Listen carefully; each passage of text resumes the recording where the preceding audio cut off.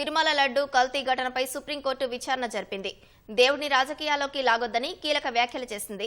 మరింత సమాచారం మా ప్రతినిధి అరుణ్ ప్రత్యక్ష ప్రసారం ద్వారా అందిస్తారు.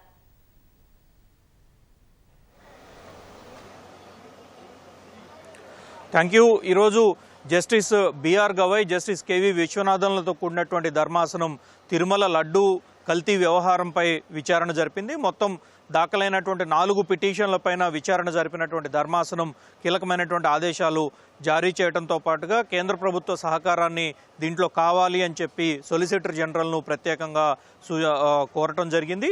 ఈ మొత్తం వ్యవహారం పైన ప్రస్తుతం ఆంధ్రప్రదేశ్ ప్రభుత్వం ఏర్పాటు చేసినటువంటి సిట్ ప్రత్యేక దర్యాప్తు బృందం విచారణ కొనసాగించాలనా, లేదు ఆ సిట్కి కేంద్ర ప్రభుత్వం నుంచి ఎవరినైనా అధికారులను ఏర్పాటు చేయటమా, లేదు స్వతంత్ర దర్యాప్తు అంటే సుప్రీంకోర్టు నియమించేటువంటి ప్రత్యేక దర్యాప్తు ద్వారా ప్రత్యేక కమిటీ ద్వారా దర్యాప్తు జరపటమా అనేటువంటి విషయాలపైన తమకు కొంత సహకారం అందించాలి అని చెప్పి సొలిసిటర్ జనరల్ తుషార్ మెహతాను ధర్మాసనం కోరింది. అదే సందర్భంలో విచారణ సందర్భంగా సుబ్రహ్మణ్య స్వామి, వైవి సుబ్బారెడ్డి మరో 2 దాఖలు చేసినటువంటి పిటిషన్లకు సంబంధించి వారి న్యాయవాదులు ఇచ్చినటువంటి సమాచారము, వీటన్నిటితో పాటు వాదనలో అనేక అంశాలను సుప్రీంకోర్టు ప్రస్తావించింది.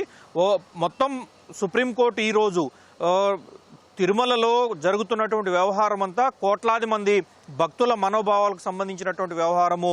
దీనిపైన ప్రకటనలు చేసే ముందు, దీనిపైన కొన్ని వ్యాఖ్యలు చేసే ముందు పూర్తి స్థాయి ఆలోచన చేసిన తర్వాత 1-2 సార్లు చెక్ చేసుకున్న తర్వాతనే ఈ రకమైనటువంటి ప్రకటనలు చేసి ఉంటే బాగుండేది అనేటువంటి అభిప్రాయం వ్యక్తం చేసింది. అయితే జస్టిస్ కేవి విశ్వనాథన్ ఈ కేసుకు సంబంధించినటువంటి వ్యవహారంలో అనేక ప్రశ్నలను పిటిషనర్లు అదేవిధంగా ప్రతివాదులైనటువంటి రాష్ట్ర ప్రభుత్వము తిరుమల తిరుపతి దేవస్థానం ముందుంచారు. ఈ మొత్తం వ్యవహారము ఎప్పటి నుంచి చోటు చేసుకుంది, ఏ విధంగా చోటు చేసుకుంది అనేటువంటి విషయాలను ప్రత్యేకంగా పరిశీలించారు. ఈ ఏడాది జూన్ 1 నుంచి జూలై 4వ తేదీ వరకు సరఫరా అయినటువంటి నెయ్యి ట్యాంకర్ల వ్యవహారంలో ఈ మొత్తం వ్యవహారం చోటు చేసుకున్నట్లుగానే టీటీడీకి సంబంధించినటువంటి న్యాయవాదులు వివరించారు. జూలై 4వ తేదీ వరకు వచ్చినటువంటి ట్యాంకర్లు 4 ట్యాంకర్లు వచ్చాయి. ఈ 4 ట్యాంకర్లను ఉపయోగించడం జరిగింది. అయితే దీనికి సంబంధించినటువంటి టెండర్ల ప్రక్రియ అంతా కూడా గత ఏడాది డిసెంబర్లోనే పూర్తి చేసుకుందని, డిసెంబర్లో టెండర్లు దక్కించుకున్నటువంటి వారే జూన్ జూలై నెలల్లో పూర్తి స్థాయిలో నెయ్యి సరఫరాకు పూనుకున్నారని చెప్పి నెయ్యి సరఫరాను చేశారు అని చెప్పి చెప్పడం జరిగింది. జూలై 4వ తేదీ వరకు వచ్చినటువంటి ట్యాంకర్లు, ఆ తర్వాత వచ్చిన ట్యాంకర్లు ఈ రెండింటి మధ్య కొంత వ్యత్యాసం ఉందని, అయితే జూన్ మొదటి వారం నుంచి జూలై చివరి వరకు సరఫరా చేసిన వారంతా ఒకరే సరఫరాదారు అయ్యి ఉన్నారని, కాబట్టే ఈ మొత్తం వ్యవహారం పైన దర్యాప్తు చేపట్టాల్సినటువంటి పరిస్థితి ఉన్నత స్థాయిలో చాలా తీవ్రమైనటువంటి పూర్తి స్థాయి దర్యాప్తు జరపాల్సినటువంటి ఆవశ్యకత ఏర్పడింది అని చెప్పి చెప్పడం జరిగింది. భక్తుల నుంచి వచ్చినటువంటి అనేక ఫిర్యాదులను పరిశీలనలోకి తీసుకొని పరిగణలోకి తీసుకున్న తర్వాత జరిపినటువంటి తనిఖీల్లో ప్రాథమికంగా తిరుమల తిరుపతి దేవస్థానం వద్ద ఉన్నటువంటి తనిఖీలకు అవసరమైనటువంటి వ్యవస్థ ద్వారా చేసినటువంటి తనిఖీల ద్వారానే నెయ్యిలో కల్తీ జరిగినట్లుగా కొంత నిర్ధారణగా వచ్చినప్పటికీ దాంట్లో ఏమేమి కల్తీ అయ్యాయనేటువంటి విషయాలన్నీ NDDB national dairy development board గుజరాత్లో ఇచ్చినటువంటి నివేదిక ద్వారానే ఇవన్నీ బయటపడినట్లుగా ఈ నివేదికల్లోనే స్పష్టంగా ఏది ఎంత శాతం మేర ఎంతవరకు కల్తీ జరిగింది అనేటువంటి విషయాలన్నింటినీ ఎన్డీడీబీ చెప్పిందని చెప్పి సుప్రీంకోర్టుకు వివరించడం జరిగింది. దీనిపైనే జస్టిస్ కేవి విశ్వనాథన్ ప్రధానంగా ప్రశ్నలు రాష్ట్ర ప్రభుత్వము అదేవిధంగా టీటీడీ ముందు ప్రశ్నలు సంధించారు.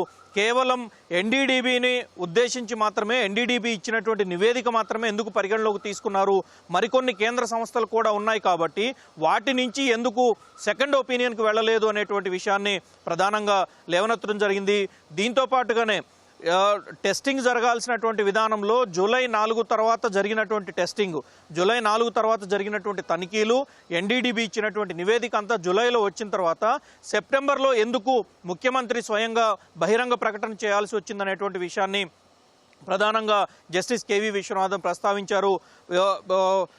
రాష్ట్ర ప్రభుత్వం తరపు అదేవిధంగా టీటీడీ తరపునటువంటి న్యాయవాదులు ఇచ్చినటువంటి సమాచారం పూర్తి సమాచారం తీసుకున్న తర్వాత ఎన్డీడీబీ ఇచ్చినటువంటి నివేదికలు అదేవిధంగా తిరుమలలో జరిగినటువంటి వ్యవహారాలు, తిరుమలలో ప్రాథమికంగా జరిపినటువంటి తనిఖీలు వీటన్నిటిని పరిశీలించిన తర్వాత ముఖ్యమంత్రి ఎందుకు ఈ రకమైనటువంటి ప్రకటన చేయాల్సి వచ్చింది, ముఖ్యమంత్రికి ఏ విధమైనటువంటి జోక్యం లేకుండా ముఖ్యమంత్రి ఈ రకమైనటువంటి విధానాన్ని ఎందుకు తీసుకున్నారు, ముఖ్యమంత్రి ఎందుకు ప్రకటన చేయాల్సి వచ్చింది, అంతకుముందు టీటీడీ ఈఓగా ఉన్నటువంటి వ్యక్తి నెయ్యి వాడలేదు అని చెప్పారు, తర్వాత ముఖ్యమంత్రి నెయ్యి వాడారు అని చెప్పనన్నారు. ఈ రెండింటి మధ్య తీవ్రమైనటువంటి వ్యత్యాసం కూడా కనిపిస్తోందని చెప్పి ధర్మాసనంలో ఉన్నటువంటి జస్టిస్ కేవీ విశ్వనాథన్ ప్రధానంగా ప్రశ్నలు సంధించడం జరిగింది.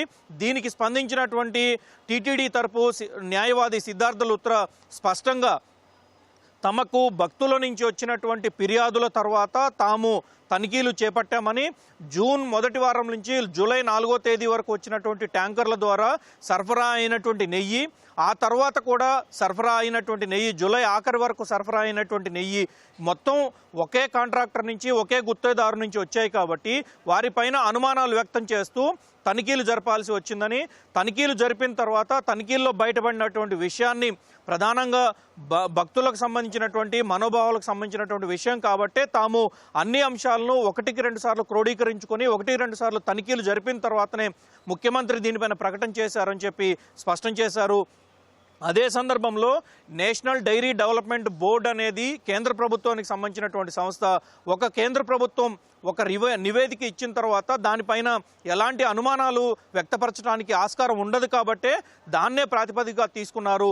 నేషనల్ డైరీ డెవలప్మెంట్ బోర్డులో చాలా స్పష్టంగా ఎంత మేరకు వనస్పతికి సంబంధించి, అదేవిధంగా మిగతా ఇంగ్రీడియంట్స్కి సంబంధించినటువంటి విషయాలు ఎంత మేరకు కల్తీ అయ్యాయనేది చాలా స్పష్టమైనటువంటి నివేదికలను 4 టేబుళ్ల రూపంలో ఎన్డీడీబీ నివేదిక ఇచ్చింది.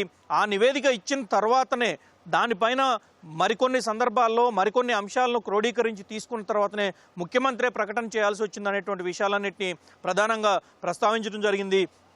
సో ఈ అన్ని అంశాలను పరిగణలోకి తీసుకున్న తర్వాత ఇప్పుడు ఏర్పాటు చేసినటువంటి సిట్, దానికి ముందు ముఖ్యమంత్రి ప్రకటన చేయటము, ఆ తర్వాత ఈ సిట్ ఏర్పాటుకు ముఖ్యమంత్రి ప్రకటనకు మధ్య ఎఫ్ఐఆర్ నమోదు కావటము, వీటన్నిటికీ ఒక పరిణామ క్రమం జరుగుతున్నటువంటి నేపథ్యం ఉంది కాబట్టి ముఖ్యమంత్రి ఇప్పటికే దీనిపైన ఒక ప్రకటన చేశారు.